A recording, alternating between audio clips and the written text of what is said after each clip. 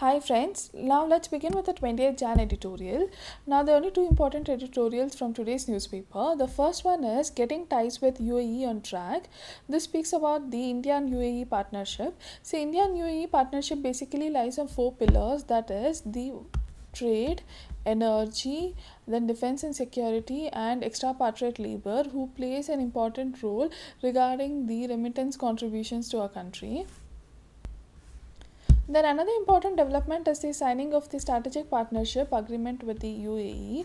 Now the contours of this agreement, it basically lies on the joint military exercises, then joint manufacturing, and also purchase of equipment and spare parts from India. And the other important thing is cooperation on fighting terrorism. So these are the main important areas of the partnership. Now, coming to fighting terrorism, the joint statement by India and UAE also contains strong words on state sponsored terror. And you know that the government also believes that it is an indication that UAE shares India's frustration on cross border terrorism from Pakistan, especially in the wake of bomb blast in Kandahar on Jan 20th, in which five UAE officials were also the victims. So now, given a recent bomb attack in Kandahar, where five UAE officials were also the victims, now the UAE also shares the India's frustration regarding the cross-border terrorism, from which is basically emanating from the Pakistan, and therefore it is also reflected in the joint statement, which includes strong words regarding the strong words regarding the state-sponsored terrorism. So everything is good till now. So what is more needed is, we have to envision whatever the strategic partnership we have signed, we have to envision that with the, more clarity and concrete measures. So, and also this should also include a crackdown on the shadow business owned by the Dawood Ibrahim. So we have to take other measures like the crackdown on the business of the Dawood Ibrahim, and also there should be more steps to curb the terror financing to Taliban groups in the Pakistan and Afghanistan. Usually such money is routed through the remittances or through the remittances from the expatriate labor from the UAE. So given this route, followed or used by the terrorists in Pakistan, so there is very much more steps should be taken to curb the terror financing, which is basically emanating from the UAE. So, India is also very excited and hopeful of the investment from the Abu Dhabi Sovereign Wealth Fund, which is one of the largest wealth fund of including $500 billion. But what is more needed is the efficiency from the Indian government, so that we don't waste much time in finalizing the agreement. So, personalized leader to leader bilateral diplomacy is a great conversation starter, but it is not sufficient to energize ties. So inviting leaders to an Republic Day parade is definitely a great start if you take our partnership. But what is more needed is then concrete steps for that should be followed after that, in order to realize the things on paper into reality.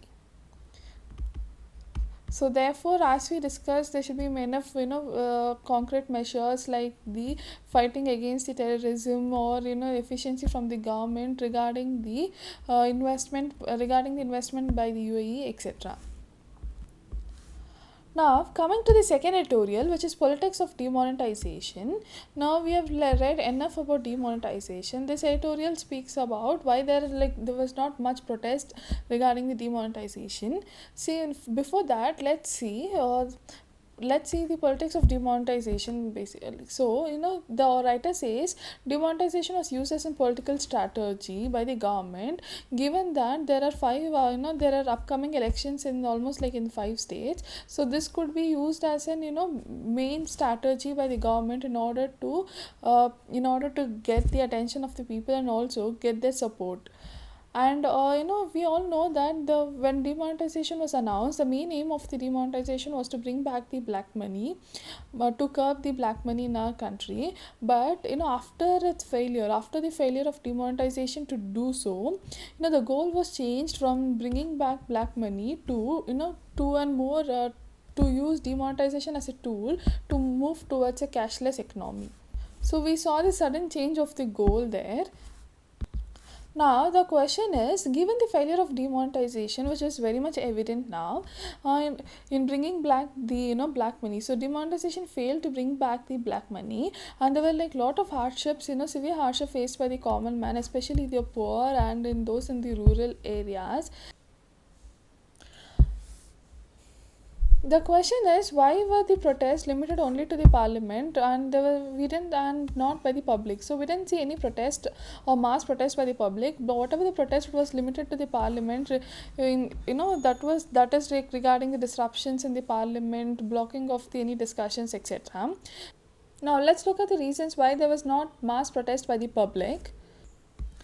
First is due to the good intent, the demonetization act. The intent was it was regarding the elimination of black money, then curbing the counterfeiting currencies, and also controlling terrorism and moving the nation to a cashless age. So, given this good intent, people didn't find the need to protest against the demonetization, and also there was general climate of fear and the government's intolerance of dissent, which deters the people from expressing their opposition against the move.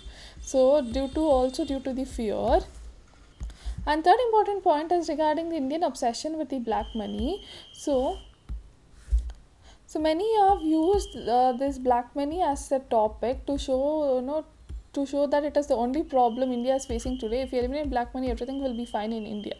So such showcasing of the showcasing of received by the black money, and also thanks to Bollywood films who also showcase the same thing. So therefore, any visible action against the black money, it successfully channels the anger of people in favor of those who are hoarding the black money, or who if you're protesting against the black money or taking actions against the black money, definitely you will receive more support from the people in doing so. Another very important strategy by a prime minister is that in order to strengthen his position, he often link the demonetization to the nationalism. So you link the demonetization and its goal of bringing back the black money to the nationalism, and he denounced and anyone opposing the demonetization was denounced as an corrupt and anti-national. So if you're protesting against the demonetization, you will be named as an corrupt and anti-national, and it and the analogy like war against corruption was shown that was showcased demonetization as then war, as a national war, and anyone moving against or protesting against will be considered as an anti-national. And he also the prime minister also compared the war on black money to the external aggressions India faced in 1962, 1965, 1971, and also 1999, that is Kargil war, etc. So this such words received an immense support from the citizens, and also was among the fear, so that fear that if they start protesting, they will be named as an corrupt and anti-national. So now to conclude, the lack of large scale protest does not mean that government's demonetization had the popular support. So even if there was not much protest, so even though there was no mass protest, the discontent on the discontent anger will be expressed in one or other way. So what is needed from the government is that to be more transparent, and also it has to come out with the data regarding the amount of black money, or amount of black money it was successful to bring back through demonetization. So this it will definitely increase the confidence among the people. So that's it for today's editorial. If you found this editorial useful, I would request you to like and subscribe to my channel, and also please share it with your friends, and thanks for watching.